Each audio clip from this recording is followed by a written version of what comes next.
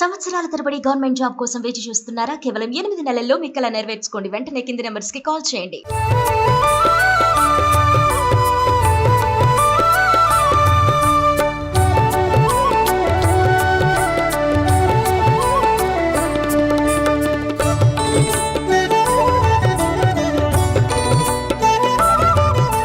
ఒక గొప్ప వ్యక్తిని పరిచయం చేస్తున్నానండి. ఆయన ఇంజనీరింగ్ కంప్లీట్ చేశారు. దాంతోపాటుగా ఎన్నో ఆధ్యాత్మిక పుస్తకాల్ని రచించారు.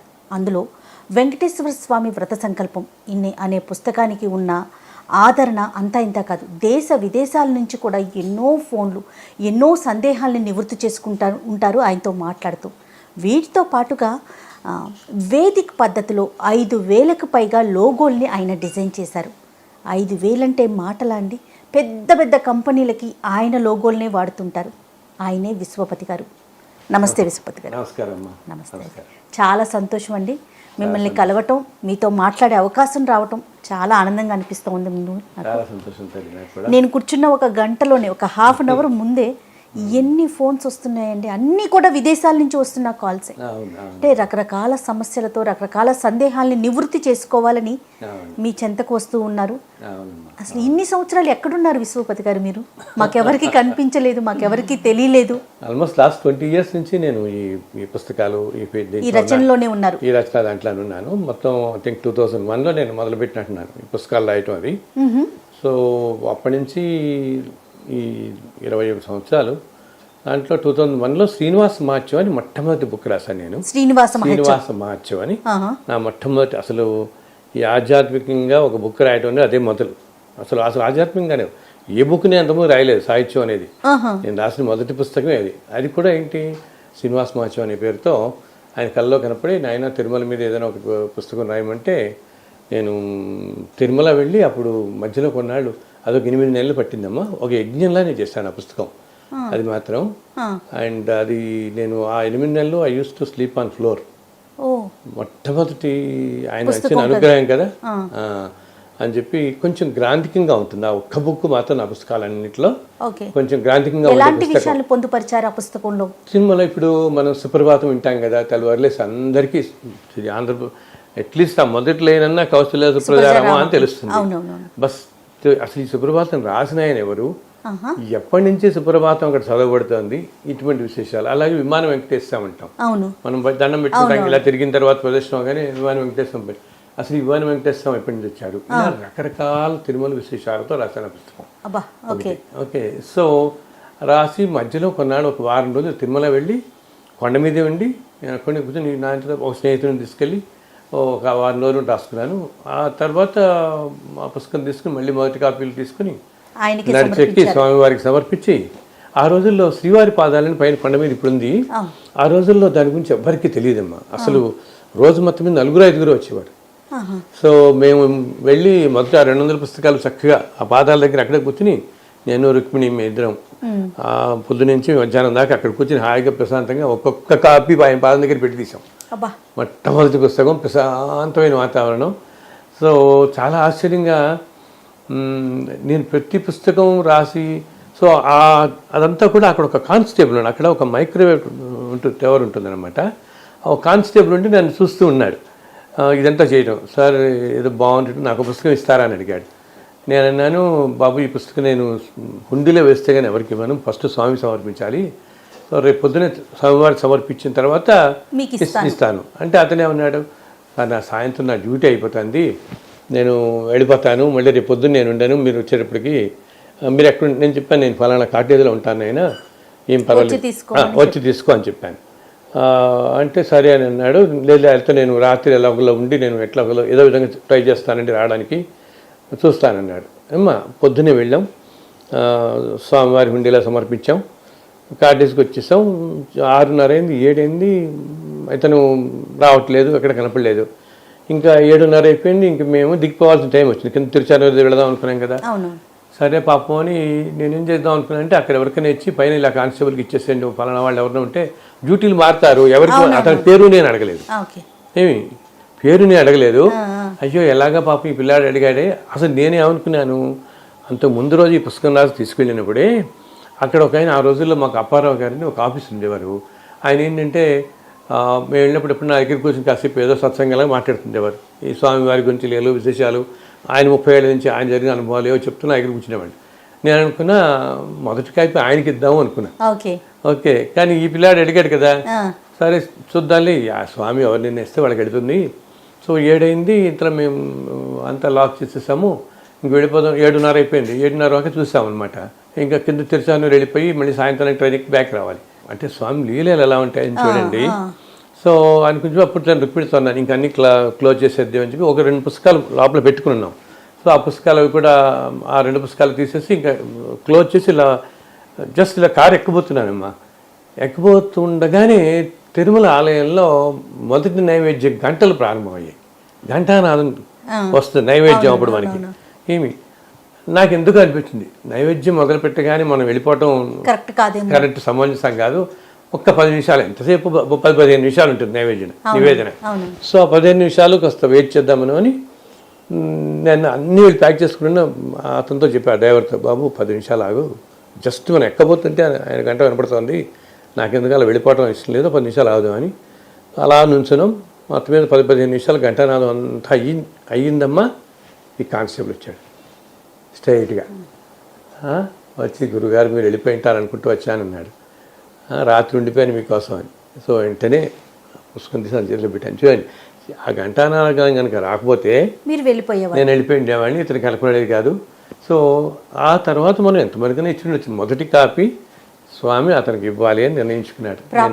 ప్రాప్తం ఉంది, అతనికి ప్రాప్తం ఉంది మొట్టమొదటి. కానీ ఇలాంటి అనుభూతులు ఎన్నో కదండి మీకు, ఎన్నో కోకొల్లలేమో. చాలా. గురుగారు ఇప్పటి వరకు ఎన్ని పుస్తకాలు రచించుంటారు ఆధ్యాత్మికంగా? ఒక 28 పుస్తకాలు రాశాను. 28-30 దాకా రాశానమ్మా. ఒక 18 పుస్తకాలు తిరుమల శ్రీవారి మీదే రకరకాల విశేషాలతో రాశాను. వీటిల్లో విపరీతంగా ప్రాముఖ్యంలోకి వెళ్ళిపోయింది వెంకటేశ్వర వ్రతకల్పం. శ్రీ వెంకటేశ్వర అంటే మన ఇళ్ళలో అందరూ మనం సత్యనామతం చేస్తాం కదా, అట్లా నేను 2001లో ఈ పుస్తకం రాసిన తర్వాత మళ్ళీ 2005 దాకా నేనేం రాయలేదు బుక్స్ ఏమి, సర్దుగా ఉండిపోయాను. ఓకే, సో 2005లో ఒకరోజు స్వామివారు నా కళ్ళలో కనపడి, నేను నీకు వ్రతకల్పం ఒకటి చెప్తాను, అది వెంకటేశ్వర వ్రతకల్పంగా ప్రసిద్ధి పొందుతుంది చాలా, నువ్వు ఒకసారి తిరుమల రావాల్సింది, అక్కడ నీకు వ్రత విధానం అంతా కూడా నీకు చెప్తాను, దాని పద్ధతి వివరం విశేషం అన్నీ కూడా వీలైన తొందరగా తిరుమల రమ్మని నాకు ఆయన చెప్పారు కళలో కనపడి స్వామి. సో అప్పుడు నేను తిరుమల వెళ్ళి మేము స్వామిని దర్శించుకుని ఒకరోజు సాయంత్రం ఆ తిరుమల ఆలయం ఎదుర్కొంటే మెట్ల మీద కూర్చున్నాం. ఆ రోజుల్లో మెట్లు ఎదుర్కొంటే ఉండేవి మనకి, ఇప్పుడు అవన్నీ వెనక్కి చేశారనమాట. ఆ మెట్ల మీద కూర్చుంటే సాయంత్రం వేళది 7-7:30 ఆ టైంలో అనమాట. నాకు ఒక్కసారిగా పెద్ద ఒక కాంతిలాగా కనిపించి ఆయన ఇలా విశ్వరూపంలో నాకు కనపడి నాకు ఆయన చెప్పడం మొదలుపెట్టారు అనమాట, నాయన వెంకటేశ్వర వ్రతకల్పం నీకు చెప్పబోతున్నాను అని. ఇంకా నాకు నా చుట్టుపక్కల ఉన్న మనుషులు కానీ వీళ్ళు కానీ మా పిల్లలు అంతా వెళ్ళాం కదా, ఏమీ వినపడలేదు నాకు. అరగంట సేపు ఏమీ కనపడలేదు, ఏమీ వినపడలేదు. అప్పుడు ఆయన చెప్తారు, ఇది 2 విధాలుగా చేసుకోవచ్చు. మొదటి విధానం ఏమో మనం సత్యనారాయణలాగా యథావిధంగా కలసం పెట్టుకుని అంతా చేసుకునే పద్ధతిలాగా. రెండో విధానంలో ఏంటంటే దీంట్లో 5 కథలు ఉంటాయి, మొదటి కథ నేనే ఇప్పుడు నీకు చెప్తున్నాను అని చెప్పి ఆయన అంతా నాకు చక్కగా ప్రెజెంట్ వాయిస్ అలా ఒక ఫ్లో లాగా నాకు వినపడింది ఆకాశం నుంచి. అది నేను అలా రాసుకుని వెళ్ళిపోయాను. అసలు నా దగ్గర అప్పుడు పేపర్ సరిగా పెట్టుకోలేదు, నేను ప్రసాదాల కవర్ ఏదో నా దగ్గర ఉంది, దాని వెనకాల తీసుకుని ఆ దాని మీద రాసుకున్నాను. నేను ఆ క్షణంలో అని మనకు తెలియదు కదా, ఎప్పుడు ఎలా స్వామి మనకి చెప్తారన్నది. సో ఆ దాని మీద నేను దాంట్లో ఆయన చెప్పారు మొదటి విధానం ఇలాగా. రెండో విధానం ఏంటి, ఇప్పుడు మొదటి కథ అంతా నేను నీకు చెప్పాను, తర్వాత 4 కథలు నీకు 4 మహర్షులు చెప్తారు, భరద్వాజుడు, విశ్వామిత్రుడు, అత్రి, వశిష్ఠుడు. ఈ 4 మహర్షులు నీకు కనపడి చెప్తారు ఆయన. ఈ 5 కథలే ఈ వ్రతం ఇది. సో రెండో విధానంలో ఏ రోజైనా ఒక కుల గోత్రం నియమనిష్టలు ఉపవాసాలు ఏమీ అవసరం లేదు, ఎటువంటి రెస్ట్రిక్షన్స్ ఏమీ లేకుండా ఏ సమయంలో అయినా సరే జస్ట్ ఈ పుస్తకం తీసి ఆ 5 కథలు చదువుకుని ఒక్క నమస్కారం వాళ్ళు ఉన్న చోట నుంచి పెట్టిన 2 పద్ధతులకి సమాన ఫలితం ఇస్తాను అన్నాడు. ఇలా డీటెయిల్గా చేసే పద్ధతికి ఈ రెండో పద్ధతికి ఏమనుకుంటే అవి కలియుగంలో మీరు ఏ కోరికలు ఉన్నా ఇది చేసుకుంటే తీరుతాయని 2005లో తల్లి అది అది చెప్పి ఇప్పటికి నాళ్ళని 17 సంవత్సరాలు అవుతుంది. సో ఇన్ని సంవత్సరాలుగా అప్పుడు ఆ తర్వాత కాలం నేను మళ్ళీ హైదరాబాద్ వచ్చేసాను మొదటి కథ రాసిన తర్వాత నేను పొద్దున్న తెల్లవారుజామున 6 గంటలప్పుడు కొంచెం జనరల్గా రాసుకుంటుంటాను. అలా రాస్తున్నప్పుడు ఒకరోజు ఇలా ఈ మహర్షులు నాకు ఒక్కొక్కళ్ళు అలా కనపడి వాళ్ళ పాదాలే, నాకు మొత్తం రూపం కూడా కాదు, అలా పాదాలే కనపడి, అయినా నేను అగస్త్యుల వారిని చెప్తున్నాను, ఇది 2వ కథ, ఇది 3వ కథ, నేను విశ్వామిత్రుని చెప్తున్నాను 2వ కథ, ఇలా ఒక్కొక్కళ్ళు ఒక్కొక్క కథ, ఈ కథ అని చెప్పి ఈ వతకల్పంలో అధ్యాయం ఇది, ఈ అధ్యాయం ఇది అని చెప్పి 4 మహర్షులు కనపడి 4 కథలు నాకు చెప్పారు. అగస్త్యుడు, విశ్వామిత్రుడు, వశిష్ఠుడు, అత్రి మహర్షి చెప్తే అవన్నీ రాసుకుంటూ వెళ్ళి అన్నీ కలిపి 5 కలిపి దాని తర్వాత కొన్నాళ్ళకి ఒక 5,000 కాపీలు అలా ప్రింట్ చేసి మళ్ళీ మొదటి కాపీలు తీసుకుని స్వామివారి దగ్గరికి వెళ్ళి స్వామివారి హుండీలో సమర్పించి ఇంకా తర్వాత ప్రపంచం అంతా ఇస్తున్నాం. అది ఎంతోమంది జీవితాలకి ఈరోజు ప్రభావితం చేసింది తల్లి. ఇంత బృహత్తమమైన కార్యక్రమానికి ఆ భగవంతుడు మిమ్మల్ని ఎంచుకున్నారు కదా, మీకు ఎలా అనిపిస్తోందండి? అది ఎన్నో జన్మల అదృష్టం, ఇప్పుడు ఎన్నో జన్మల పుణ్యఫలం అన్నమాట. ఇప్పుడు ఏంటంటేనమ్మా, శ్రీ వెంకటేశ్వర స్వామి వచ్చి కొన్ని కోట్ల సంవత్సరాలు అయింది కదా, ఇప్పుడు కాదు, ఎన్ని యుగాల నుంచో మనం అనుకుంటాం. కలియుగమే కాదు, ఈ కలియుగం కాదు, ఇప్పుడు 4 యుగాలు కలిపి ఒక మహాయుగం అంటాం. ఇటువంటి 27 మహాయుగాలు గడిచి 28వ మహాయుగంలో మనం ఉన్నాం. సో ఆయన సృష్టి మొదటి నుంచి ఆయన అక్కడ ఉన్నాడు. అలాగా వెంకటేశ్వరుడు ఆయన మొదట్లో ఆలయం కూడా లేదు, ఆయన ఒక్కడు అలా శిలారూపంలో వెళ్తుండేవాడు. ఆ రోజుల్లో ఆర్ట్విక్లు, ట్రైబల్స్ వాళ్ళే ఆయన కొరుస్తుండేవాళ్ళు, పాలు నేను ఈ తేనె ఇవన్నీ తీసుకెళ్ళి సమర్పిస్తుండేవారు. అండ్ ఆ రోజుల్లో స్వామి మాట్లాడుతూ కూడా ఉండేవారు అంత చక్కగా. అది ఇన్ఫ్యాక్ట్ 500-600 సంవత్సరాల క్రితం కూడా అర్చకుల్లో వైతరాల వాళ్ళు చెప్తారు, 500-600 సంవత్సరాల క్రితం కూడా స్వామి మాట్లాడేవాడు అర్చకులతో ఒకసారి, ఫలానా ఇదని ఫలానా చెప్తుండేవాడు కూడా అని చెప్తారు వాళ్ళు. ఇంకా కలియుగ ప్రభావం ఎక్కువైపోయేది అని మాట్లాడలేదు. సో ఇన్ని వేల కోట్ల సంవత్సరాలుగా ఆయనకి మనం తెలుసు కదా, శ్రీ సూక్తం, పురుష సూక్తం, ఇన్ని విధాలుగా పూజలు జరుగుతుంటాయి, నిత్యం ఎన్నో ఆరాధనలు జరుగుతాయి అన్నీ. అటువంటిది ఒక వెంకటేశ్వరుడు రథకల్పం అనేది ఇన్ని సంవత్సరాలుగా ఎక్కడ వినలేదు కదా మనం. మనకి ఇవ్వటం ఆయన ఎంత అదృష్టం కదా అది. ఎప్పటికీ ఒక ఆచార్య పురుషులు ఒక ఆయన నాతో అంటారు, ఆయన ఈ వెంకటేశ్వర వ్రతం కలియుగాంతం దాకా ఉండిపోతుంది అంటారు. ఆయన ఈ కలియుగాంతం దాకా ఈ పుస్తకమే ఉంటుంది, అందరికీ ఎప్పటికీ ఉండిపోతుంది. అది నిజంగా స్వామి అనుగ్రహమే, లేకపోతే కాదు. గురుగారు, ఇంతటి జ్ఞానం రావటానికి ముందుగా అసలు ఒక్కసారి మీ బాల్యంలోకి వెళ్దామండి. కుటుంబంలో కూడా ఇలాంటి పూజలు కానీ, ఆయన్ని నమ్ముకోవటం, ఆయన ఇలవెల్పుగా అంటే మనందరం ప్రతి ఒక్కరూ అదే, ఆయనే మన అందరికీ ఇలవెల్పు కదా. ఆయన ప్రభావం చిన్నప్పటి నుంచి మీ మీద ఉందా? బాల్యం ఎలా సాగింది, ఎక్కడ సాగింది? చిన్నప్పుడు నేను పుట్టిందమ్మా, నేను వెస్ట్ గోదావరి డిస్ట్రిక్ట్లో పోతునూరు అనే విలేజ్లో నేను పుట్టాను. నేను 1956లో. ఓకే. సో మా తాతగారు ఆ ఊరు కరణం అనమాట, భోగరాజు రామకృష్ణమూర్తి గారని. నేను అక్కడ పుట్టాను. అండ్ 5వ తరగతి దాకా నేను ఆ ఊళ్ళని చదువుకున్నాను. మా నాన్నగారు హైదరాబాద్లో ఏజీ ఆఫీస్లో వర్క్ చేస్తూ ఉండేవారు. సో కొంచెం ట్రాన్స్ఫర్స్ అవుతుండేవారు రోజుల వీళ్ళకి. అంటే ఏదో డెప్యుటేషన్ మీద state government payment accounts office దానికి వెళ్ళడంతో కొంచెం ట్రాన్స్ఫర్లు ఉంటుంటే మా డిస్టర్బెన్స్ అవుతుందని మేము 5 అన్నదమ్ములం, నేనే పెద్ద అనమాట. సో మా డిస్టర్బెన్స్ అవుతుందని నేను, నా తర్వాత తమ్ముడు, మా తాతగారు ఉండి చదువుకున్నాం అక్కడ 5వ తరగతి దాకా. ఆ పోతునూరులోనే వచ్చిన జిల్లా పరిషత్ చిన్న స్కూల్ ఉండేది, ఆ స్కూల్లో అక్కడే చదువుకున్నాం. ఆ తర్వాత 6వ తరగతి నుంచి ఇంక హైదరాబాద్ వచ్చేసాం మేము. హైదరాబాద్ వచ్చి కొన్నాళ్ళు ఉన్న తర్వాత మళ్ళీ మా ఫాదర్కి నాగార్జున సాగర్ మళ్ళీ పెయింట్ ట్రాన్స్ఫర్ అయింది.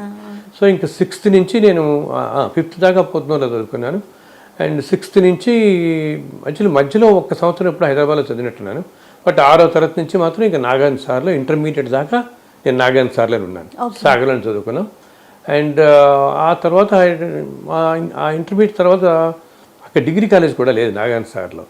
సో మేము మళ్ళీ హైదరాబాద్ వచ్చేసి ఇంకా మళ్ళీ ఏజీ ఆఫీసర్లో నాగా జాయిన్ అవడంతో ఇంక ఇక్కడే చదువుకుని ఉస్మానియాలో ఇంజనీరింగ్ చేశాను. ఉస్మానియా యూనివర్సిటీలో BE చదివాను. తర్వాత REC వరంగల్లో MTech చేశాను. Electrical engineering. కాదు, అసలు మీ వృత్తి వేరు, ప్రవృత్తి వేరు, పూర్తిగా రెండు విభిన్న కోణాలన్నమాట. వీటితో పాటుగా కార్టూనిస్ట్ గా కూడా మీరు చాలా వర్క్ చేశారు, చాలా ఆర్టికల్స్ రాశారు కార్టూనిస్ట్ గా. అంటే చాలా పత్రికల్లో కూడా మీ వచ్చినాయి. అసలు ఇంట్లో ఏ విధంగా ఉండేదండి? అమ్మగారు ఇంట్లో పూజలు, వ్రతాలు, వెంకటేశ్వర స్వామిని కొలవటం, ఇది రెగ్యులర్ గా జరుగుతూ ఉండే ప్రాసెస్ ఉండేదా? అంటే తక్కువ తల్లి, అంత మరీ రిచువలిస్టిక్గా అంత ఉండేది కాదు అమ్మకు కూడా. ఎందుకంటే మేము 5 అన్నదమ్ములం. సో మమ్మల్తో పెంచి పెద్ద చేయడం, చదువులు ఇదే సరిపోతుంది కదా అందరం. దాంతోపాటు మా నాన్నగారి సైడు ఆయనే పెద్ద, మా అమ్మ సైడు తనే పెద్ద. సో మా ఇంటికి వచ్చేవాళ్ళు, బాధ్యతలు ఎక్కువ. సో మా నాన్నగారికి చివరి తమ్ముడు అంటే మా బాబాయ్ నాకంటే 4-5 ఏళ్లే పెద్ద. అంత డిఫరెన్స్ ఉండేది. సో మా నాన్నగారు రిటైర్మెంట్, మా తాతగారు రిటైర్ అయ్యేటప్పటికీ వాళ్ళు ఇంకా చిన్న పిల్లలు అనమాట. సో నాన్నగారి వాళ్ళని చూడటం చేయటం అంతా ఈ బాధ్యతలు ఇటు అటు. అండ్ మా మేనమావులు వాళ్ళు రావటం వెళ్ళటం ఎక్కువ. వీటన్నిటితో అమ్మాయి దీపం పెట్టుకుని నమస్కారం పెట్టి చదువుకునేది అంతే. నాన్నగారికి మాత్రం ఏమి పూజ అది ప్రత్యేకంగా చేసేవారు కాదు, కానీ వెంకటేశ్వర స్వామి అంటే విపరీతమైన భక్తి, విపరీతం. అసలు పొద్దున్నమ్మ ఆయన స్నానం చేసి సుప్రభాతం చదివితే కానీ కాఫీ కూడా తాగేవారు కదా. ఆయన ప్రతిరోజు స్నానం అయిన తర్వాత ప్రతిరోజు బయట చదివేవాడు. ప్రతిరోజు మేము చిన్నప్పటి నుంచి మాకు సుప్రభాతం అలా వింటుండేవాళ్ళం ఇంట్లో. మీకు స్వతహాగా ఆ ఇంపాక్ట్ మీ మీద ఉందంటారా? అది బేబీ ఉంటుండొచ్చు అప్పుడు. ఆ సుప్రభాతమే బసో నాందిలాగా అనేమో దానికి మొదలై ఉంటున్నప్పుడు అలా రోజు వింటాం. అది గురువుగారు మీరు చాలా సింపుల్ గా చెప్తున్నారు, కానీ ఆయన మీకు కళలోకి వచ్చి లేకుంటే ప్రత్యక్షంగా కనిపించి చెప్పటం ఏంటి, ఈ పుస్తకాలు రాయటం ఏంటి, ఇన్ని వేల కాపీలు వెళ్ళి దేశ విదేశాల నుంచి ఆ ఫోన్స్ వాళ్ళ సందేహాలు నివృత్తి చేసుకోవటం ఇంటికి కూడా వచ్చేస్తున్నారు కదా, దీన్ని అసలు మీరు ఎలా అభివర్ణిస్తారు? ఇది స్వామివారి ఇచ్చిన ఒక పెద్ద అదృష్టం తల్లి మనకి. అంటే ఇప్పుడు ముందు నాన్నగారు చిన్నప్పుడు వినటం అనేది అదొక ఎత్తు అయితే, దాని ద్వారా కొంచెం మనకి భక్తిభావం అది వస్తుంది స్వామివారి అంటే అప్పుడు వినటంతో. కానీ తర్వాత ఇన్ని పుస్తకాలు రాయటం, ఇటువంటి అనుగ్రహించడం అనేది, అది కూడా రాయటమే కాకుండా ఈరోజు ఇన్ని దేశాల్లో ఇన్ని వేద పాఠశాలల్లో చదువుతున్నారంటే అది పూర్తిగా భగవంతుని అనుగ్రహం.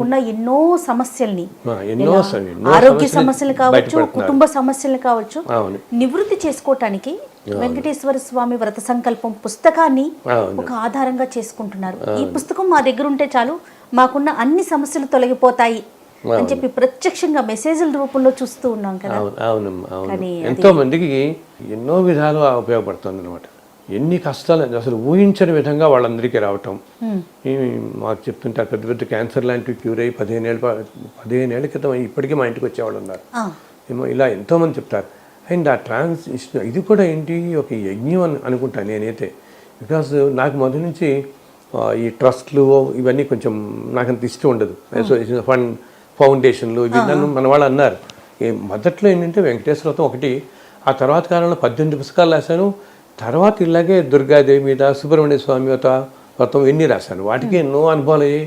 అండ్ అన్ని పుస్తకాలు ప్రతిదానికి ఒక దైవానుభవంతో రాస్తున్నవే. అండ్ ప్రతిదీ నేను ఉచితంగానే ఇస్తున్నాను. అందుకనే నేను ఈ పుస్తకాలు ఏమి కూడా మనం ఉన్నంతకాలం అమ్మద్దాం అనుకున్నాను. నేను వీలున్నంత వరకు మనం ఫ్రీగా చేద్దాం, ఉచితంగా చేద్దాం. దానికి కూడా ఏంటంటే రాయటం అంతా ఒక ఎత్తు, ప్రింటింగ్ చేయడం ఒక ఎత్తు, వీళ్ళందరికీ పంపించడం, దాన్ని ఇంతమంది తీసుకెళ్ళటం. ఇప్పుడు నేను ఈ 20 ఏళ్లలో బహుశా నేను ఆల్మోస్ట్ ఒక 15-20 లక్షల కవర్లు రాసుంటాను ఆ చేతితో. ఆంధ్రప్రదేశ్లో ప్రతి చిన్న ఊరు పిన్ కోడ్తో సహా నోటికి వచ్చేసింది. ఉత్తరాలు స్వయంగా రాసి ఒక్కొక్కసారి మాకు ఒక్కొక్క వారం ఆ రోజులు, అంటే ఇప్పుడంటే మనం వాట్సాప్లో మెసేజ్లు పెడుతున్నారు, కానీ ఒక 10-15 ఏళ్ల క్రితం అయితే మాకు రోజు ఉత్తరాలు వచ్చేవి. ఏంటి, ఒక వారం అయ్యేటప్పటికి మాకు 5,000 ఉత్తరాలు వచ్చి మా అన్నదమ్ములు అందరం ఇంట్లో కూర్చొని దుప్పటి పరుచుకుని ఆ ఉత్తరాలన్నీ కవర్లన్నీ పడేసి అడ్రస్లు రాసి అందరికీ పంపేవాళ్ళం. అందుకని ఈ రోజున ఇంత స్ప్రెడ్ అయింది ఈ మతం ఎక్కడెక్కడ దేశాల్లో. అండ్ ఆయన కూడా ఏంటంటే ప్రధాన కారణం అంటే ఏం చెప్తారు గురువు గారు? ఇంత స్ప్రెడ్ అయ్యి ఇంత నమ్మకంగా, ప్రతి ఇప్పుడు నమ్మకం ఉంటేనే కదా ముందుకు వెళ్తుంది ఖచ్చితంగా. అంత అంటే ఆ సందేహాలు, సమస్యలు ఉన్న వారికి ఉన్న నమ్మకమే ఇలా ముందుకు వెళ్తుందంట. ఫెయిత్. ఇంకో ఏంటంటే ఈ పుస్తకం స్వామికి అంత అపురూపం అనమాట. ఆయనకి ఇష్టం, ఆయనకి చాలా ఇష్టం. ఆయనకి ఇష్టం కాబట్టి దానికి కూడా నేను ఎన్నో ఉదాహరణలు చూసాం, ఎన్నో మిరాకిల్స్ చూసాం. ఏంటి, కొంతమందికి సాక్షాత్తు ఆయనే రాత్రి కల్లో కనపడి ఒకళ్ళకి, అమ్మ రేపు నువ్వు ఒక పెళ్ళికి, వాళ్ళేదో కష్టంలో ఉన్నారు, రేపు నువ్వు పెళ్ళికి వెళ్తే ఆ పెళ్ళిలో నీకు నీ పక్కనే ఒక 2 కుర్చీలు వెనకాల ఖాళీ కుర్చీ ఉంటే దాంట్లో నీకు వెంకటేశ్వర శతకల్పం అనే పుస్తకం దొరుకుతుంది, అది తీసి చదువు, నా సమస్య నుంచి బయటపడతావంటే ఈవిడ ఆశ్చర్యపోయి నిజంగా నమ్మలేదు ఇలా జరుగుతుందని. తర్వాత వెళితే ఉదయం పెళ్ళిలోకి వెళ్తే అలాగే కరెక్ట్గా వాళ్ళ వెనకాల చేర్చి 2 చేసిన తర్వాత ఆ వతకల్పం పుస్తకం అక్కడ పెట్టింది. ఆవిడ చదువుకొని 4 రోజుల్లో ఆ ప్రాబ్లం సొల్యూషన్ వచ్చేసింది ఆవిడకి. ఇలా ఎన్నో చెప్తారు. అలా తర్వాత ఇంకొకళ్ళకి ఆయనే స్వామివారి, ఆవిడ పాపం రోజు పూజ చేసుకుంటూ అనుకునేది పెద్ద ఆవిడ, ఏంటి నాయన నువ్వు కలియుగంలో ద్వాపర యుగంలో కృష్ణుడివి, భాగవతం చదువుతూ ఉండేది రోజు ఆవిడ. నాకు మరి ఇప్పుడు కలియుగంలో వెంకటేశ్వర స్వామి కదా, నాకు ఏదైనా నీ పుస్తకం పూజా విధానం నాకు చూపించిన ఆయన అని అలా అనుకుంటూ ఒక వారం రోజులు అలా అనుకుని ఒకరోజు మళ్ళీ ఆ శనివారం వచ్చిన తర్వాత ఆవిడ పూజ 4-5 గంటలు చేసుకునేదట. అంతా అయిన తర్వాత రోజు చదివే భాగవతమే మళ్ళీ తీసేలేదు. తీస్తే ఆవిడ ఆ రోజు ఎక్కడ చదవాలో అక్కడి వెంకటేశ్వర శతకల్పం పెట్టింది ఆవిడకి. ఆవిడంది, నాయన మా ఇంటికి ఎవరు రారు, నేను మా ఆయనే ఉంటాం, నాకు 80 ఏళ్ళు, మా వారికి 84 ఏళ్ళు, ఆయనకి 84, నాకు 80, మేమిద్దరం తప్పితే ఇంకెవరు అసలు రారు మాకు, నేను అనుకున్నందుకు నాకే ఇచ్చాడు స్వామిని, దానికి ఒక పాలిథిన్ కవర్ అట్టేసుకుని హైదరాబాద్ వచ్చి మా ఇంటికి తీసుకొచ్చి చూపించింది ఆ పుస్తకం. ఇది నేను ఎవరికి ఇవ్వని ఈ పుస్తకం, స్వామి నాకు ఇచ్చింది అని.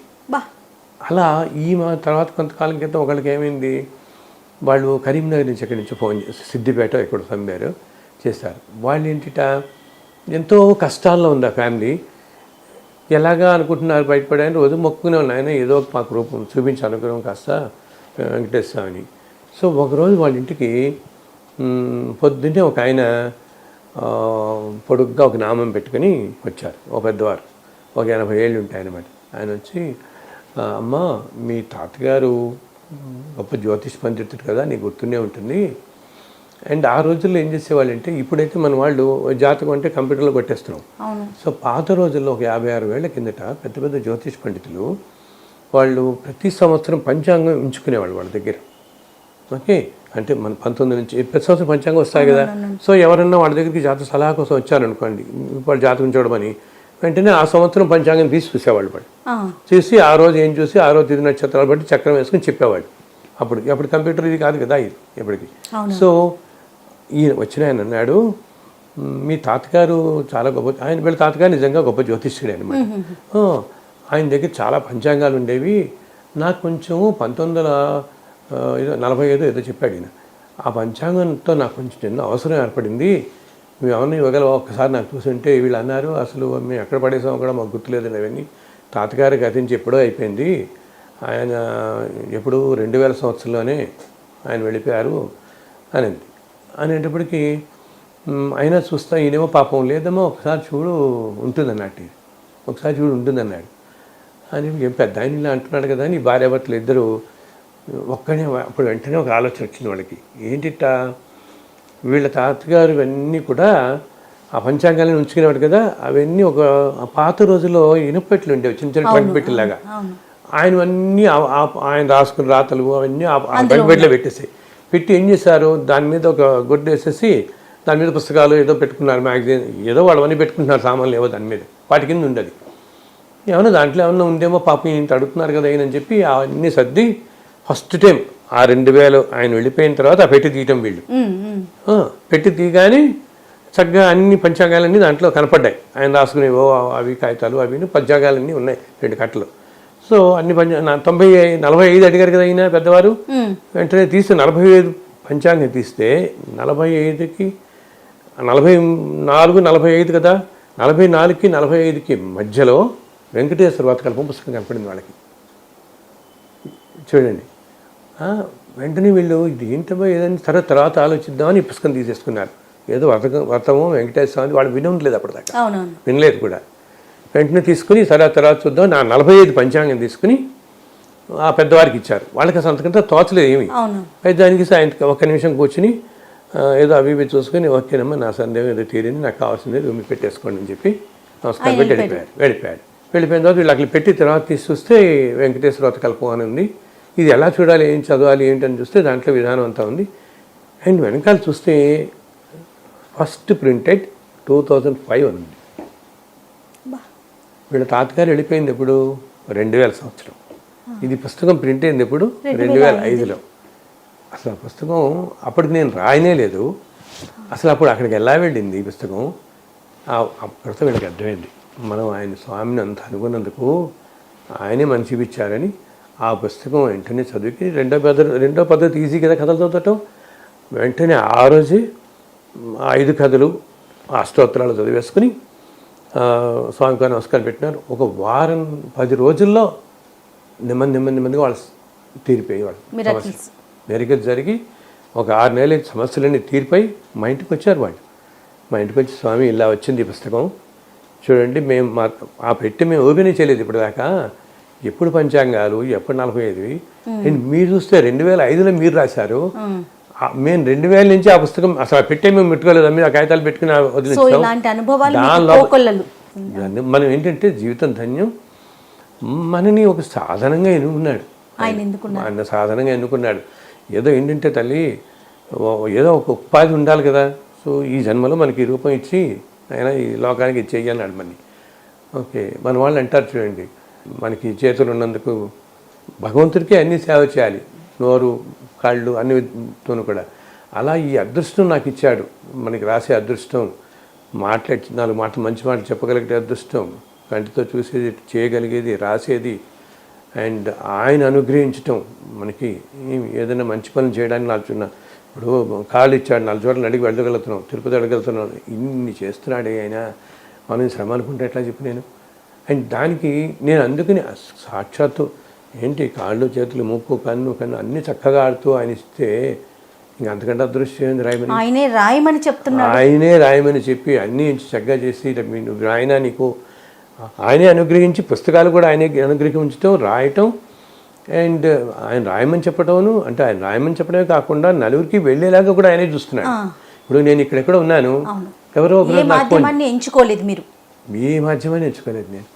ఏమి అసలు ట్రాన్స్లేషన్ ఇప్పుడు నేను తెలుగులో రాశాను తల్లి, ఎవరో నాకు ఫోన్ చేసి ఏమండి మేము మీ పుస్తకం చూసాము, మాకు తమిళ్ తెలుగు 2 వచ్చు, అండ్ చాలా బాగా మా జీవితంలో పెద్ద మిరకల్ అయిపోయింది ఇది, అండ్ మేము తమిళ్లో ట్రాన్స్లేట్ చేస్తాం. ఆయన ఒక కన్సల్టెన్సీలో చేసేవారు, చాలా కష్టాల్లో పడి ఉండేవారు, ఈ మొత్తంతో మాకు చాలా లైఫ్ వచ్చేసింది, మేము దీన్ని తమిళ్లో ట్రాన్స్లేట్ చేస్తామండి అని చెప్పి వాళ్ళు తమిళ్లో ట్రాన్స్లేట్ చేయటమే కాకుండా ఏం చేశారు తల్లి, చెన్నై వెళ్ళి చెన్నైలో అర్చకుల చేత కూర్చుని ప్రూఫ్ రీడింగ్లా చేయించారు, పెద్దవాళ్ళు కదా అని చేసి నాకు ఇచ్చారు, నేను ప్రింట్ చేశాను. ఓకే, ఆ విధంగా తమిళ్లో. కన్నడ ఏమో ఎవరో ఒకళ్ళు వసుధా కామత్ అని ఒక ఆవిడ నాకు ఫోన్ చేసి గోవా నుంచి రోజు పొద్దున, సార్ మీ బాలాజీ వర్త కథ మేము చూసాము, చాలా బాగుంది, మా జీవితాలు మార్చేసింది, అది మేము కన్నడలో ట్రాన్స్లేట్ చేస్తామని చేశారు. సో వారంతట వాళ్ళే చేసుకుంటూ వెళ్ళారు.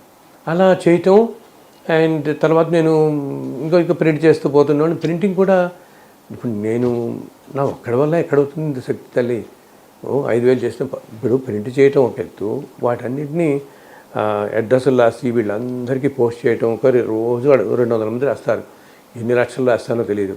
అండ్ ప్రింటింగ్ కూడా కాస్ట్లీది కదా, ఇన్ని ఇప్పుడు వెంకటేశ్వర కల్పం ఏలో నేను 10,000 ప్రింట్ చేస్తున్నాను ప్రతి 6 నెలలకి, ఒక్కొక్కసారి ప్రతి 2 నెలలకి చేస్తున్నాం. ఏమవుతుంది, ఈ పుస్తకం చదవగానే వాళ్ళ అమ్మాయి పెళ్లి సెటిల్ అవ్వటం, ఏమంటే పెళ్ళిలో మేము పంచుకుంటాం, మాకు 200 కాపీలు కావాలంటారు, ఇస్తున్నాం, ఒక్కోసారి 400 ఇస్తున్నాం. సో ఇలా ఈ మాఘమాసం శ్రావణ మాసాలు వచ్చినప్పుడు ఇంకో 10,000 మళ్ళీ ప్రింట్ చేస్తున్నాం. అయితే ఏంటంటే తల్లి, ఎప్పుడు నేను ఒకటే అందరితో అంటా, మనం ధర్మంగా ఉంటే కలియుగానికి కానీ అసలు ఎప్పుడు కూడా ధర్మాన్ని మించింది ఇంకోట్లేదు. మనం ధర్మంగా ఉండి నలుగురు మంచి కోరుకుంటే అన్నీ ఆయనే చూస్తాడు, ప్రతి ఏర్పాటు ఆయన చేస్తాడు. ఇప్పుడు నాకు రాయటం ఇచ్చిన తర్వాత నలుగురికి వెళ్ళేలా కూడా ఏర్పాటు ఆయన చేయాలి కదా, అంతే. సో ఆయనే ఇప్పుడు తమిళ కన్నడ వెళ్ళటంతో పాటు ప్రింటింగ్కి కూడా ఆయనే నలుగురిని పంపిస్తున్నాడు నా దగ్గరికి. నేను అడగకుండానే ఏమి రకరకాల వాళ్ళు ఎక్కడెక్కడ వాళ్ళు సేమ్ మేము కూడా ఏదైనా కొంచెం ప్రింటింగ్లో హెల్ప్ చేస్తామండి, వాళ్ళంతటా వాళ్ళే వస్తున్నారు. ఏమి ఎంతోమంది నేను యాక్చువల్గా ఒకళ్ళు చెప్తాను, ఫస్ట్లో అనమాట, వెరీ మొట్టమొదట్లోనే వెంకటేశ్వర కల్పం రాస్తుండేవాడిని కదా. మొట్టమొదటి రాస్తున్నప్పుడు జనరల్గా నేను రాస్తున్నప్పుడు ఏం పుస్తకం రాస్తున్నాను అని కూడా తను అడగదు, నేను ఏదో రాసుకుంటూ వెళ్తాను. ఈ వర్తకల్పన రాస్తున్నప్పుడు రాస్తున్న రోజులు ఒక ఆయన నా దగ్గరికి లోగో కోసం వచ్చారు. వస్తున్నప్పుడు ఆయన సురేష్ గారు అని చెప్పేవారు. సో ఏదో మాట్లాడారు, ఏదో ఫార్మా ఏదో అనమాట. ఫస్ట్ టైం నన్ను కలవటం అయింది. వచ్చి శ్రీనివాస మహత్యం పుస్తకం రాశాను అప్పటికి నేను. సో ఆయన దగ్గర వాళ్ళ డేట్ ఆఫ్ బర్త్ డీటెయిల్స్ తీసుకుని అన్ని లోగో చేసిస్తానండి, కానీ కొంచెం డిలే అవుతుంది, నేను అవ్వచ్చు మీకు 15-20 రోజులు పడుతున్నాము, నేను ఒక పుస్తకం రాస్తున్నాను స్వామివారి మీద వెంకటేశ్వర వర్తకల్పం అని అన్నారు. అని అది అయిన తర్వాత అది తిరుమలలో వేసి కొంచెం వచ్చిన తర్వాత మీకు ఇస్తానండి, చేస్తానంటే అవునండి మాకు స్వామివారి అంటే చాలా ప్రాణం, ఆ పుస్తకానికి ఏమైనా కావాలండి నేనే చేస్తానండి సహాయం, ఆ పుస్తకానికి కొంచెం ప్రింటింగ్ అన్నాడు. ఫస్ట్ టైం నన్ను కలవటం అయింది అసలు, ఆ రోజే నన్ను వచ్చింది మాట్లాడటం. అని ఆయన ఏమన్నాడు, మీరు రాయటం అయిపోగానే నాకు చెప్పండి, ఎంత ఉందో మీకు అది పంపించేస్తాను సార్ అని అన్నాడు. అనేసి ఓకే అలాగేనండి అన్నాను. వెళ్ళిపోయాడమ్మా. ఓ 10 నిమిషాలకే మళ్ళీ తలుపు పెట్టారు ఎవరో. ఏంటని తలుపు చూస్తే ఈయన మళ్ళీ వచ్చి 1 నిమిషం కూర్చుంటాను గురుగారు అని మళ్ళీ నా ఎదుర్కొనే టేబుల్ కుర్చీలో కూర్చుని అన్నాడు, ఒక మాట అన్నాడు, ఏం లేదు సార్, మనుషుల మనసు ఏ క్షణానికి ఎలా మారుతుందో తెలియదు, ఈ పుస్తకానికి 25,000 చెక్ నేను రాసిస్తున్నాను ఇప్పుడే అని 25,000 చెక్ ఎలా రాసిచ్చాడు, ప్రింటింగ్ వాడండి. మళ్ళీ తల్లి 2005లో ఈ రోజుకి ఆయన మళ్ళీ నన్ను కలవలే. ఆయన ఫార్మాకి ఏదో లోగా మెయిల్ చేశాను, మళ్ళీ కలుస్తుంటాను సార్ అన్నవాడు ఈ రోజుకి నన్ను మళ్ళీ కలవలే. చూస్తావా? సో స్వామి మొట్టమొదటిది చేయదలుచుకుంటే ఇప్పుడు సరే నేను ఆయన అన్నాడు నెల రోజుల తర్వాత ఆయనతో చెప్పండి అని అలా అన్నవాడికి ఎందుకు అనిపించిందోట. మళ్ళీ వచ్చి ఏమోనండి ఎప్పుడు ఆలోచన నేను ఎక్కడ ఉంటానో నా ఆలోచన ఎలా ఉంటుందో అసలు ఇవన్నీ ఆయన కాకపోతే వచ్చేస్తారు. ఆ తర్వాత కొన్నాళ్ళకి ఏమైంది, మళ్ళీ అది ఫస్ట్ ప్రింటింగ్ వెళ్ళిపోయింది. ఇంకో 6 నెలల తర్వాత నేను అంతకుముందు ఇప్పుడు 7-8 సంవత్సరాల క్రితం ఒకరికి ఎవరికి BSNV టెక్ అని ఒకరికి లోగో చేస్తున్నాను నేను. ఓకే YBS మూర్తి అని ఒక ఆయన మళ్ళీ మధ్యలో నన్ను మిస్ అయిపోయారు. అప్పటికి మొబైల్ ఫోన్స్ అవి ఇంత లేవు, నేను పెద్దగా వాడేవాడిని కాదు. ఇలా మిస్ అయిపోతుంది, ఆయన కలుద్దాం అనుకుంటే వాళ్ళు ఎప్పుడు సాధ్యమే కనపడలే. ఒకరోజు అనుకోకుండా ఆయన ఒకరోజు సండే ఏదో ఆఫీస్లో చిన్న పని ఉందని సండే ఆఫీస్కి వెళ్ళారు. ఓకే ఆఫీస్కి వెళ్తే అక్కడ అసలు ఆ రోజు వెళ్ళాల్సింది కాదు, ఆయన అనుకోకుండా వెళ్ళటం జరిగి ఏదో పని అయిపోతే ఆ మీటింగ్ ఏదో కొంచెం లేట్ అయిపోయింది ఏదో అనమాట. ఏం తోచగా నాదు అక్కడ హిందూ పేపర్లో తిరిగేస్తే అక్కడ ఏదో నా గురించి ఆర్టికల్, నా ఫోన్ నెంబర్ ఉంది హిందీలో. వెంటనే ఫోన్ చేసి గురువుగారు మళ్ళీ నాకు దొరికారు 2 సంవత్సరాలకు మీరని మళ్ళీ రావటం ప్రారంభించి ఆయన మొదట్లో కొంత చేశారు. అప్పుడప్పుడు పుస్తకాలకి సార్ మీరు ఎప్పుడైనా వర్తకల్పన ప్రింట్ చేస్తే ఈసారి చేయండి అని చెప్పి ఆయన 5,000 పుస్తకాలు. అలా ఎవరికి తోచిన విధంగా ఎవరో అది అసలు ఎన్నెన్నో దేశాల్లో అమెరికాలో ఎవరో ఒకరు చేస్తుంటారు. ఇలాగా ఆస్ట్రేలియాలో ఒకతను ఉంటాడమ్మా. ఒక 7-8 ఏళ్ల క్రితం నాకు ఫోన్ చేసి గురుగారు నేను ఇప్పటికీ మీ వెంకటేశ్వర వర్తకల్పం నేను ఒక 500 కాపీలు ప్రింట్అవుట్ తీస్తాను వెబ్సైట్లోంచి. నేను ఒక వెబ్సైట్లో అన్ని పుస్తకాలు పెట్టిస్తాను, నా బుక్స్ అన్ని బుక్స్ ప్రపంచంలో ఎక్కడి నుంచి అయినా ఫ్రీగా డౌన్లోడ్ చేయొచ్చు. వాళ్ళు నాకు మెయిల్ పెట్టక్కర్లేదు, ₹1 పంపించక్కర్లేదు, ఏమీ అక్కర్లేదు, ఎన్నైనా డౌన్లోడ్ చేయొచ్చు. మన వాళ్ళు ఈ మధ్య వెబ్ డిజైనర్స్ చెప్పారు, సార్ మన పుస్తకాలు ఇప్పటికి US alone 2 million copies download అయ్యాయి దాంట్లోంచి. అంతకంటే అదృష్టం ఏంది మరి ఇంకేముంటుంది గురువుగారు. ప్రసాద్ అని ఒకరోజు ఫోన్ చేసి చెప్పాడు, సార్ నేను ఇప్పటికి ఒక 500 పుస్తకాలు 500 వెంకటేశ్వర వర్తకల్పన నాకు ఎంతో మార్చింది జీవితం, ఎంతో ఇదండి, నలుగురికి స్ప్రెడ్ చేద్దామని చెప్పేసి నేను ఇంటర్నెట్లోంచి డౌన్లోడ్ చేసి ప్రింట్అవుట్ చేసి ఇస్తున్నాను నేను అందరికీ, మీరు ఏమనుకోకపోతే నాకు కొన్ని పుస్తకాలు పంపించగలుగుతారా అన్నాడు. అయ్యో దానిదే ఉన్నాయినా అంతకంటే మా ప్రసాదాన్ని పంపిస్తానంటున్నాను. సో అతనమ్మ సిడ్నీలో ఉంటాడు, సిడ్నీ మెల్బర్న్ అన్ని ఏరియాల్లో ఈ 7 ఏళ్లలో కనీసం అట్లీస్ట్ ఒక 5,000 కాపీస్ అంత తెప్పించుకుని ఉంటాడు సిడ్నీకి ఇక్కడి నుంచి.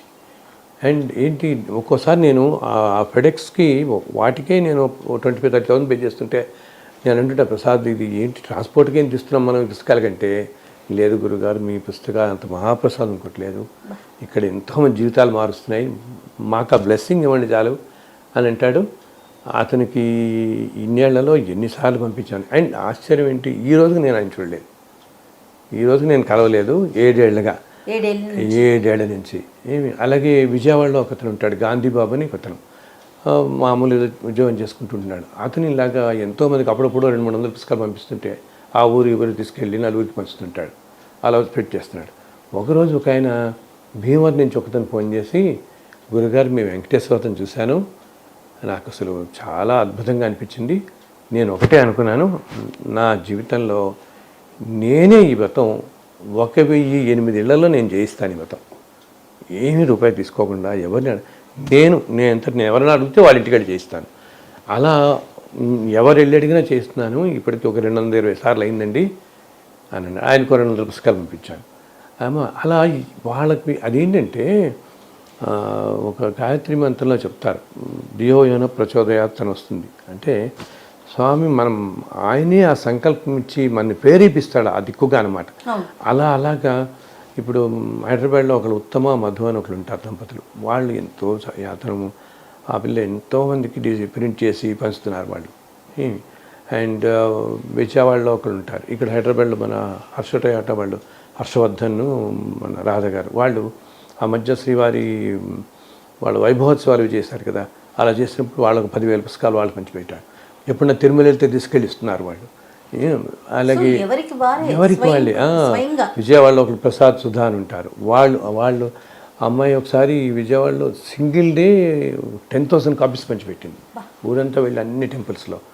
అలా ఎందరో వీళ్ళందరూ అసలు వాళ్ళందరికీ ఇంకా నేను అడగంటే మోమాట నాకు వీళ్ళకి ఎవరినైనా, కానీ వాళ్ళు ఇలాగ ఇంకెక్కడి నుంచో రోజు ఫోన్ చేస్తారు.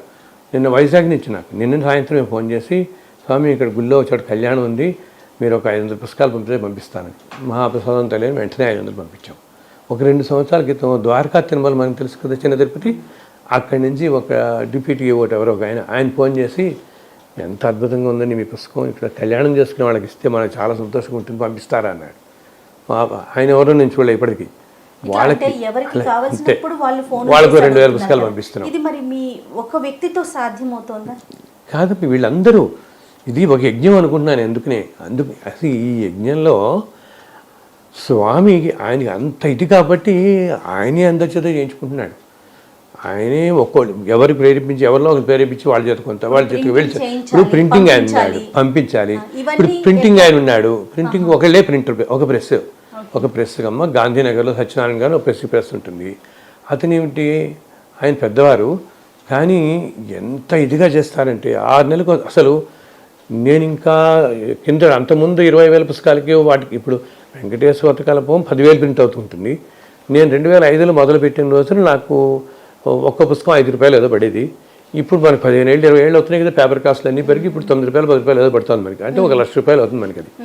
ఓకే, ఇలాగా దీంతోపాటు దుర్గాదేవి, హనుమంతు చాలా రాశాను చెప్పాను కదా, సాయిబాబా రాశాను, సరస్వతీదేవి మీద రాశాను, సుబ్రహ్మణ్య స్వామి, శివుడు, ఇవన్నీ ఈ పుస్తకాలు అన్నీ అవుతుంటాయి కదా. సో నేను ఇంకా పాతదే మనం ఇంకా ఇవ్వాల్సిన పడి ఉంటుంది. ఆయన అంటాడు, సార్ 4 నెలలు అయిపోయింది కదా, వతకల్పం ప్రింట్ చేసి పంపించానే అంటాడు. ఆయనే ప్రింట్ చేసి 10,000 మా ఇంటికి పంపించేస్తారు. సార్ ఇప్పుడు వచ్చినప్పుడు వస్తారండి, స్వామి ఇస్తారు ఏదో రూపంగా అంటారు. ఇలా ఎవరో ఒకరు ఉన్నట్టు ఫోన్ చేస్తారు, యూఎస్ నుంచో ఎక్కడి నుంచో, సార్ మేము ఏదో చేస్తాం సార్ కాస్త, బాబా మీరు ఆ ప్రింటర్కే పంపించండి అంటాను. సో డైరెక్ట్గా ప్రింటర్ నెంబర్ ఇచ్చేస్తుంటే వాళ్ళకి ఏదో వాళ్ళకి వెళ్ళిపోతుంది.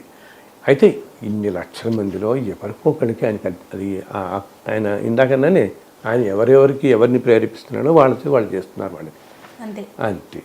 అందుకు నిరంతరం యజ్ఞం అలా వెళ్ళిపోతుంది. అందుకనే నేను ఈ వ్రతం పుస్తకాలు అన్నిట్లో ఎక్కడ నా ఫోటో ఎదుర్కొన్నారా గురుగారు? ఎక్కడైనా ఒక ప్రశ్నల్ని ఎదుర్కొన్నారు? ఎందుకంటే ప్రశ్నించడం అనేది ఈ రోజుల్లో సర్వసాధారణం అయిపోయింది కదా.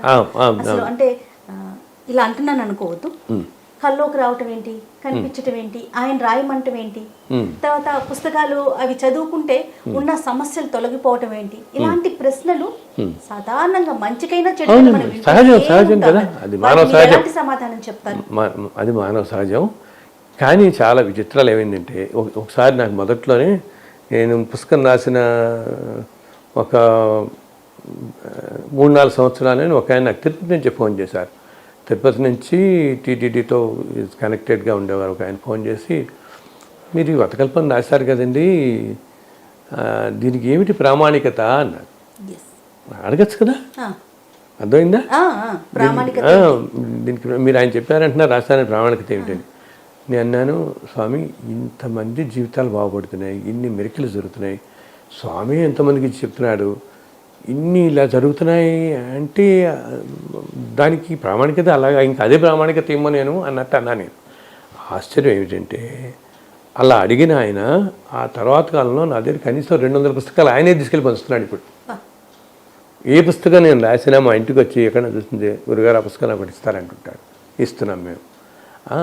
అండ్ ఒకసారి ఏం చేశారంటే దీంట్లో నేను 3 అష్టోత్తరాలు పెట్టాను. యాక్చువల్గా ఇంకోసారి నాకు ఇలా ఒక ఆయన ఫోన్ చేసి, పెద్దవారు గుంటూరు జిల్లాలో పెద్ద వేద పండితుడు, ఆయన కూడా నేను రాయకుండా ఒక 15-20 ఏళ్ల క్రితమే వెంకటేశ్వర వ్రతకల్పం అనే రాశారట. అర్థమైందా? సో ఆయన నాకు ఓ రోజు ఫోన్ చేసి, ఫోన్ కూడా కాదు, ఆయన ఉత్తరం రాశాడు. చాలా బాగుంటుంది, నీకు స్క్రిప్ట్ మనకు కావాలంటే ఒక చిన్న ప్రింట్ చూపిద్దాం వీళ్ళకి. పాతకాలంలో రాతలు ఎలా రాశారు పెద్దవారు, 82 ఏళ్ళు ఆయన, అవ్వారి వెంకటేశ్వర శర్మ గారని ఆయన రాశారు. నాయన నువ్వు ఎవరో నాకు చెప్పారు మా ఊళ్ళో వెంకటేశ్వర వ్రతకల్పం అని ఒక పుస్తకం కనపడిందని అనగానే నేను అనుకున్నాను, వీళ్ళెవరో నా పుస్తకం కాపీ చేశారేమోనని నేను తీసి చూసాను. నీ పుస్తకం నా దగ్గరికి వచ్చి అప్పుడు వాళ్ళు తెప్పించి చూస్తే ఈ విధానం అంతా వేరే రాసావు నువ్వు. నేను 10 ఏళ్ల క్రితం ఒకటి రాశాను వెంకటేశ్వరతో, నీకు ఒకటి పంపిస్తున్నాను చూడు నువ్వు. అదేంటంటే మొత్తం సంస్కృతంలో శ్లోకాలతో ఉంది. అంటే దాంట్లో కథలు లేవు, పూజా విధానము కథ ఏదో ఒకటి రాశారు. అయితే ఆయనే ఒక మాట అన్నారు, ఈ రోజున నీ పుస్తకం చూడు ఎంతమందికి వెళ్తుందో, స్వామికి ఎంత ఇష్టమో. నేను రాసింది గ్రాంధికం కాబట్టి, పాతకాలాన్ని కాబట్టి అది అలా ఉండింది. ఇది ఈ రోజున సామాన్య జనానికి హత్తుకునేలాగా తేలిగ్గా ఉంది కాబట్టి నాకే ఎంతో సంతోషం అనిపించింది ఈ పుస్తకం అని చెప్పి ఆయన చదువుతూ ఆయన పుస్తకాలు చదువుతున్నారు తర్వాత. సో అలా నేను తర్వాత చాలాసార్లు విన్నాను. ఇంకొక పెద్దవారు ఒక ఆయన కూడా నేను రాద్దాం అనుకుంటే అయిపోయింది, నేను మధ్యలో నువ్వు రాయగలిగావు. అది ఎంత అనుగ్రహం తల్లి, ఈ జీవితాన్ని మనకి అంతకంటే ఏం కాదు. అంతే, మిమ్మల్ని ప్రశ్నించే వరకు అదే సమాధానం. అండ్ ఇంతమంది జీవితాలు ఈ రోజుల్లో, ఇప్పుడు నేను ఎక్కడెక్కడ ఉండటం, ఎన్నెన్ని దేశాల్లో ఎన్నెన్ని కులాలు ఎన్నెన్ని మతాల వాళ్ళు.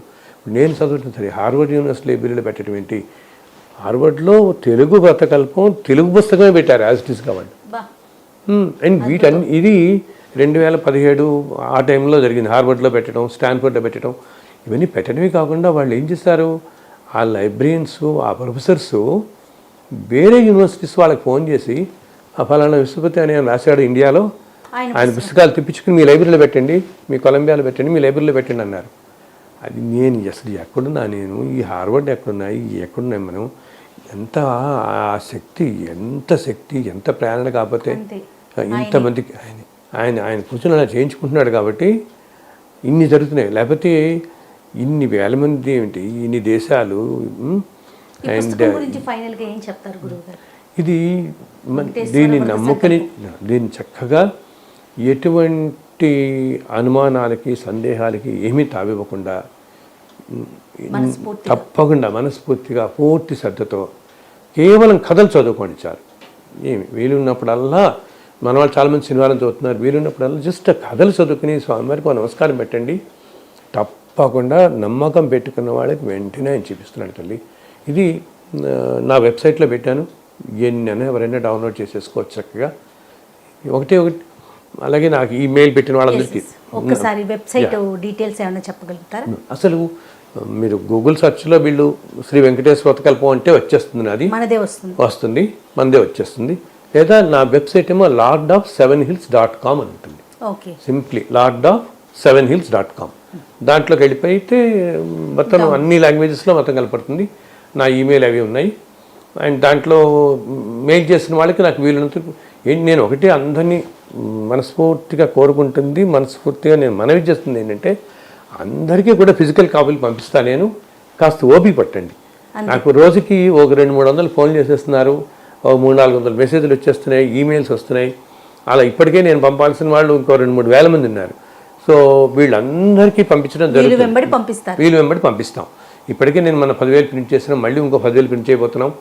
అండ్ అందరికీ పుస్తకాలు పెడతాయి. కొన్ని అర్థం చేసుకోండి, because it is humanly impossible కదా ఇంతకంటే. సో అది మీ ద్వారా నేను మనం చేస్తున్నది. చక్కగా ఇంటర్నెట్లోంచి ఏ దేశం ఎక్కడైనా డౌన్లోడ్ చేసేసుకోండి. తెలుగు, ఇంగ్లీష్ అన్ని భాషల్లో ఉన్నాయి. దాంట్లో నా మెయిల్ ఐడి కూడా ఉంది. ఆ కాంటాక్ట్ పేజ్లోకి వెళ్తే మీకు మెయిల్ ఐడి కనపడుతుంది. మెయిల్ పెట్టండి అండ్ కొంచెం ఓపిక పట్టండి, తప్పకుండా అందరికీ వస్తుంది. నమ్మకం పెట్టుకుని చదవండి, ఎన్ని మెరికల్స్ అని అవుతాయి. ఎటువంటి దీనికి ఏ ఉపవాసాలు నియమనిస్తులు ఏం అక్కర్లేదమ్మా, ఫెయిత్ కావాల్సింది, అల్టిమేట్ ఫెయిత్. నువ్వు ఉన్నావు, మా సమస్యలు తీరుస్తావు, అంతే. అలా కొంచెం చదువుకుంటే అండ్ ఆడియో కూడా ఉంది, యూట్యూబ్లోకి వెళ్ళి ఆడియో కూడా వినొచ్చు ఎవరైనా మన వాళ్ళు. వెంకటేశ్వర వతకల్పం స్టోరీస్ అంటే చాలు, ఏం అక్కలేదు. వెంకటేశ్వర వతకల్పం స్టోరీస్ అంటే ఆ వెంకటేశ్వర ఆడియో అన్న వాళ్ళకి ఆడియో వస్తుంది. కథలు చదివే ఒప్పుకునే వాళ్ళు పెద్దవాళ్ళు చక్కగా కథలు చదువుకోవచ్చు. ఇంకా అసలు ఇంకొకటి చెప్పి ఇంకా క్లోజ్ చేస్తాను మీకు. ఇది ప్రామాణికత ఏమిటి అనడానికి అది ఒకరోజు ఇలాగే నాకు నెల్లూరు నుంచో ఎక్కడి నుంచో ఒక ఆయన పెద్దవారు 82 ఏళ్ళు ఆయన ఫోన్ చేశారు. ఫోన్ చేసి నా పేరు ఏదో చెప్పారు, పేరు చెప్పి రామకృష్ణ ఏదో ఉంది పేరు అని చెప్పి, నాయన ఇంతకుముందు మనకి ఒకటి ఎప్పటి నుంచో కూడా 7 శనివారాల వ్రతం అని ఒకటి వస్తూ వచ్చింది ఉంది మనకి. అది కొంచెం నియమనిష్టలతో చేసుకుంటే దానికి ఒకటి భోజనాన్ని పెట్టి ఓ పద్ధతి అంతా ఉంటుంది, దానికంతా చేసుకోవాలన్నమాట. సో ఈయనట ఎప్పటి నుంచో ఆ 7 శనివారం వ్రతం చేసుకుంటూ వెళ్తూనే ఉంటారు, ఆయనకు అలవాటు కదా. సో ఆ రోజు శనివారం, ఆ రోజు ఉదయం ఆయన ఏం చేశారు, ఆ రోజు కూడా ఇంకా పూజ అంతా చేసుకుని 7 శనివారం వ్రతంలో కథలు చదువుకున్నాను మొదలుపెట్టి ఆ పుస్తకం ఆయన కనపడలేదు ఎక్కడ. ఇంతలో ఆయన చూసుకుని ఎదుర్కొండా మళ్ళీ వెతికారు, ఏదో కనపడింది, మళ్ళీ ఏటో మాయమైంది. ఎదుర్కొండా స్వామి ఈయనకి వెంటనే ఒక మాట చెప్పాడు. ఆయన నాకు ఫోన్లో చెప్పారు ఇదంతా. ఏం చెప్పారు, నాయన రామకృష్ణ, నువ్వు ఇన్ని సంవత్సరాల నుంచి ఆ పుస్తకం చదువుతున్నావు కదా, ఇప్పటి నుంచి నువ్వు ఇంకా అది పక్కన పెట్టి విశ్వపతి అనే ఆయన రాసిన వెంకటేశ్వర వ్రతకల్పం ఉంటుంది, ఈ రోజు నుంచి అది చదువు అని చెప్పారు. ఇది నాకు ఫోన్ చేశారు ఆయన. అయితే ఆయనకి నా నెంబర్ తెలియదు కదా, అంతే కదా. ఆయన అనుకున్నట్టు ఎవరు విశ్వపతి అని చెప్తున్నారు, స్వామివారు చెప్తున్నారు వెంకటేశ్వర వ్రతకల్పం అని, విశ్వపతి అని ఆయన మంది. అప్పుడు నెమ్మదిగా ఆలోచిస్తే ఆయనకు ఒకటి గుర్తొచ్చింది. అంతకుముందు ఒక 10 ఏళ్ల క్రితం వీళ్ళ బంధువులు ఎవరో ఒకళ్ళు ఈ వెంకటేశ్వర వ్రతకల్పమే ఆయనకి ఇవ్వబోతే ఆయన అన్నట్ట, అయ్యో ఇవన్నీ నా దగ్గర ఒకటి ఉంది, నేను చదువుకుంటున్నాను, అది తీసుకోలేదు ఆయన. ఆయనకి గుర్తొచ్చింది, ఏంటి ఫలానా ఆయన ఇవ్వబోయారు, నేను ఆ రోజు తీసుకోలేదు, వద్దు నేను ఇది ఫాలో అవుతానన్నానని. ఆయన ఎవరో గుర్తొచ్చి వెంటనే ఆయనకి ఫోన్ చేశారు. ఫోన్ చేసి మీరు వద్దన్నారు కదా మీరు, అప్పుడు వద్దన్నాను కదండి, కొంచెం ఆయన నెంబర్ అడిగి నా నెంబర్ తీసుకుని నాకు ఫోన్ చేసి, బాబు స్వామి నీ పుస్తకం చదవమన్నారు అని. ఇంకోటి ఏమన్నారు తెలుసు, అది నిజంగా కలియుగంలో ఇటువంటివి జరుగుతాయా అంటే నమ్మకం, అది పెద్దవారు. ఆయన ఏమన్నారు, దీంతో పాటు స్వామి నాకు ఇంకో విషయం చెప్పారు నాయన, ఆయనకి నువ్వు ఒక 5,000 రూపాయలు పంపించి పుస్తకాల కోసం అన్నట్టు.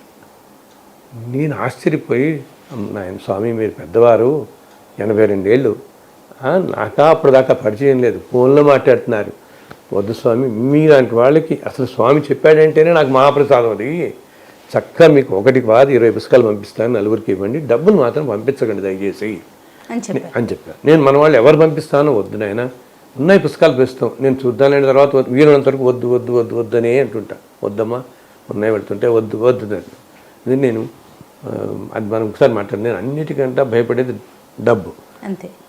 బికాజ్ కలియుగంలో ధనమే మనుషుల్ని ఎక్కడికైనా దిగజారుస్తుంది, దేనికైనా. ఏమి అది మన అటు పోనీకుండా ఉండడం కూడా మన గొప్పతనం కాదు, ఈయన చేయబట్టుకుని ఉంటాడు, అటు వెళ్ళలేకుండా పట్టుకోవటం. ఆ టెంప్టేషన్స్లో తెలాలేస్తే టెంప్టేషన్ చుట్టూ బోల్ని ఉంటాయి మనకి, వెళ్ళలేకుండా పట్టుకుంది కూడా ఆయనే. సో ఆయన అన్నాడు కదా, నేను వద్దండి అంటే, లేదు మీకేమన్నా, నాకు ఈ జీపేలో ఎన్ని అలవాటు లేవు, కొంచెం మీరు బ్యాంక్ అకౌంట్ పెడితే మా అబ్బాయి ఉంటాడు ఫలానా తోటి పెడతాను.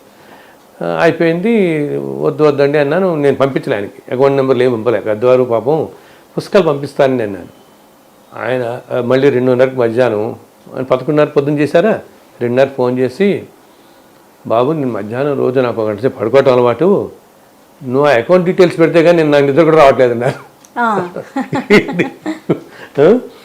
ఇది నేను పంపించడం కాదు, ఆయన పంపించమన్నాడు నీకు, నువ్వు అది పంపించే వరకు నాకు నిద్ర కూడా పడదు ఇప్పుడు అన్నాడు. స్వామి మహానుభావ అనుకుని అప్పుడు నేను పంపించాను. అలా ఎన్నో లీలలు వింటున్నాను తల్లి. స్వామివారే ఇది చేసుకోమని. యాక్చువల్గా ఈ వ్రతం రాసిన మొదట్లో తిరుమలలో అంతకుముందు ప్రధాన అర్చకుడు ఉండేవారు ఒక ఆయన పెద్దవారు, ఆయన తర్వాత కాలం చేశారు.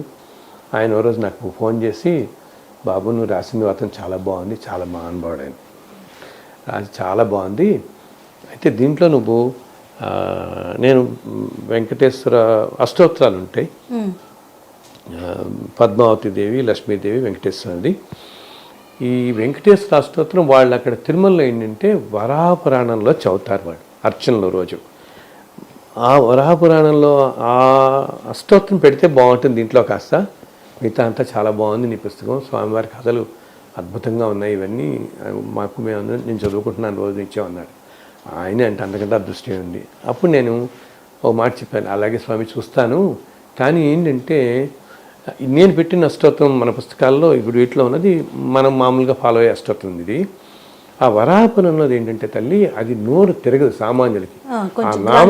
ఆ నామాలన్నీ కూడా కొంచెం గ్రాంథికంగా పౌరాణికంగా ఉంటాయి. ఆ భాష సంస్కృతంలో తిరగవు, నోరు తిరగవు, సామాన్య నోరు తిరగక అసలే వదిలేస్తే అదే చదువుకుని వదిలేసాను వెంకటేశ్వర అష్టోత్తరం. దాని బదులు ఏదైనా తేలిగైన అష్టోత్తరం పెడితే మంచిది కదా, ఈ కాలానికి తగ్గట్టు. కానీ అందుని ఈ అష్టోత్తరం ఉంచాను దాంట్లో. అలాగే ఎందరో ఎన్నెన్ని దేశాలు వాళ్ళు. అసలు నాకు ఈ మధ్య మొన్న తణుకు దగ్గర నుంచి చేశారమ్మా, ఆ పక్కన అన్ని ట్రైబల్ ఏరియాస్లో వాళ్ళు ఆ గూడెల్లో సాయంత్రం ఆ గూడెం పెద్ద కూర్చుని కథలు చదువుతారట, కథలే చదువుతారు, అందరూ కూర్చుని వింటున్నారు, అందరూ బాగున్నాం మా గూడెలో అండి అన్నాడు. అది అంతకు మించింది ఏం కావాలి. నమ్మకం పెట్టుకుని చేసుకోమండి, చక్కగా జరుగుతాయి అన్నీ కూడా.